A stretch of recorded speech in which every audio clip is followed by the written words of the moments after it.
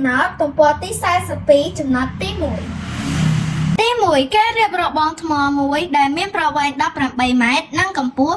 2.2 ម៉ែត្រកគណនាផ្ទៃក្រឡារបងខតើគេត្រូវការឥដ្ឋប៉ុន្មានដុំបើគេដឹងថា1ម៉ែត្រការ៉េប្រើឥដ្ឋ50ដុំចឹងយើងមើលគេថាគេរៀបរបងថ្មមួយដែលមានប្រវែង18ម៉ែត្រនិងកម្ពស់ 2.2 ម៉ែត្រអញ្ចឹងកម្ពស់គឺជាតតឹងអញ្ចឹងបើកម្ពស់ជាតតឹងគឺប្រវែងគឺជាបណ្ដោយមានន័យថារបងថ្មហ្នឹងគឺមានរាងជាចតុកោណកែងព្រោះវាមានបណ្ដោយហើយនឹងតតឹងអញ្ចឹងក៏គឺគេឲ្យយើងកណនាផ្ទៃកន្លែងរបងនោះអញ្ចឹងរបងហ្នឹងគឺជារូបចតុកោណកែងអញ្ចឹងផ្ទៃកន្លែងចតុកោណកែងស្មើនឹងបណ្ដោយគុណនឹងតតឹងអញ្ចឹងបណ្ដោយគឺ18ម៉ែត្រហើយតតឹងគឺ 2.2 ម៉ែត្រជាងយើងអាចរកឃើញហើយក៏ហើយខតើគេត្រូវការឥដ្ឋប៉ុន្មានដុំបើគេដឹងថា1ម៉ែត្រការ៉េប្រើឥដ្ឋ50ដុំអញ្ចឹងគេសួរថាតើគេនឹងត្រូវការឥដ្ឋប៉ុន្មានដុំបើដើម្បីសង់របងហ្នឹងណាអញ្ចឹងគេថាបើគេដឹងថា1ម៉ែត្រការ៉េប្រើឥដ្ឋ50ដុំអញ្ចឹងនៅពេលដែលយើងរកឃើញក៏រកឃើញផ្ទៃកន្លែងរបងនឹងហើយក៏យើងអាចរកឃើញខនឹងដែររកឃើញចំណុចខនឹងដែរអញ្ចឹង1ម៉ែត្រការ៉េប្រើឥដ្ឋ50ដុំចុះប្រមាណម៉ែត្រការ៉េដែលយើងកណនាឃើញហ្នឹងប្រើឥដ្ឋប្រមាណដុំចឹងយើងយកឲ្យធ្វើអីយើងមើលសិនមកតោះចឹងដើម្បីឲ្យងាយស្រួលយល់គឺយើងគូររូបចតុកោណកែងហ្នឹងមកចឹងយើងមើល18ម៉ែត្រនេះគឺវាធំជាង 2.2 ម៉ែត្រឆ្ងាយណាស់ចឹងយើងដាក់ឲ្យវាវែងវែងជាងគ្នាឆ្ងាយចឹងបណ្ដោយទៅតឹងប៉ុណ្ណេះបានហើយ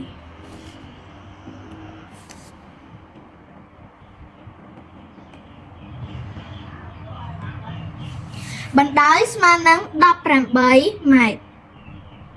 ហើយទៅតឹងគឺ 2.2 ម៉ែត្រឡើយគឺយើងអាចកណនាបានហើយយើងដាក់មកក៏កណនាផ្ទៃក្រឡារបងក៏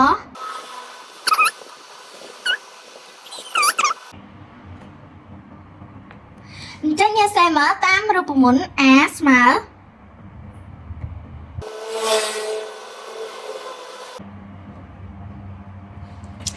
ចឹងផ្ទៃកន្លាចតុកោណកែងស្មើនឹងបណ្ដោយគុណនឹងតតឹងអញ្ចឹង A ស្មើនឹង B គុណនឹង A B គុណនឹង A តូច B គុណនឹង A តូចចឹងយើងចំនួនលេខមក B បណ្ដោយស្មើនឹង18ម៉ែត្រចឹងយើងបាន18គុណនឹងA តតឹងស្មើនឹង 2.2 ម៉ែត្រគុណនឹង 2.2 ម៉ែត្រចឹងយើងគុណមកយើងយក18គុណនឹង 2.2 ពី8ដង16សេះលេខ6ត្រាទុក1 2ម្ដង2 2បូក1 3ពី8ដង16សេះលេខ6ត្រាទុក1 2ម្ដង2 2បូក1 3យើងបូកមក6មានន័យបូកទម្លាក់3បូក6ស្មើនឹង9 3ទម្លាក់យើងរាប់ចុចមក1 1ចឹងយើងចុចកន្លែងនេះមកអញ្ចឹង A ស្មើនឹង39.5 1.6 ម៉ែត្រការ៉េតោះយើងធ្វើខម្ដងខតើត្រូវការឥដ្ឋប៉ុន្មានដុំបើគេដឹងថា1ម៉ែត្រការ៉េប្រើឥដ្ឋ50ដុំអញ្ចឹងយើងដាក់មកខរកចំនួនឥដ្ឋដែលគេត្រូវការរកចំនួនឥដ្ឋដែលគេត្រូវការ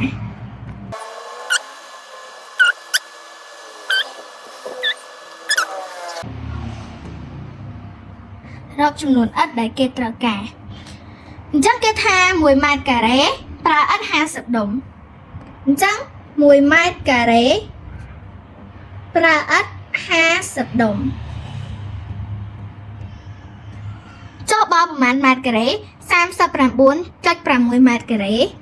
39.6 ម៉ែត្រការ៉េប្រើឥដ្ឋប៉ុន្មានដុំជាងយើងធ្វើចេះមក ចឹងខ្ញុំបាន 39.6 គុណនឹង 50 ចែកនឹង 1 ចឹងមួយយើងបែកចែកទេចឹងគឺនៅសល់តែ 39.6 គុណនឹង 50 ចឹងយើងសេមកស្មើប្រមាណគុណ0ចាំយើងទុកថែមក្រោយ 5 6 ដង 30 សេលេខ0ត្រាទុក 3 5 9 ដង 45 45បូក 3 48 សេលេខ8ត្រាទុក 4 8 ដង 15 15បូក 4 19 យើងឃើញចឹងហើយគឺយើងថែម0មកកុំភ្លេចថែម0ប្រយ័ត្នខុសរាប់ចុច1 1ស្មើនឹង 1980 ដុំ 1980 ដុំຂະຫນາດគិតជាដុំដូចនេះក៏ផ្ទៃក្រឡារបងគឺ 39.6 ម៉ែត្រការ៉េតមកខគេត្រូវការឥដ្ឋចំនួន 1980 ដុំ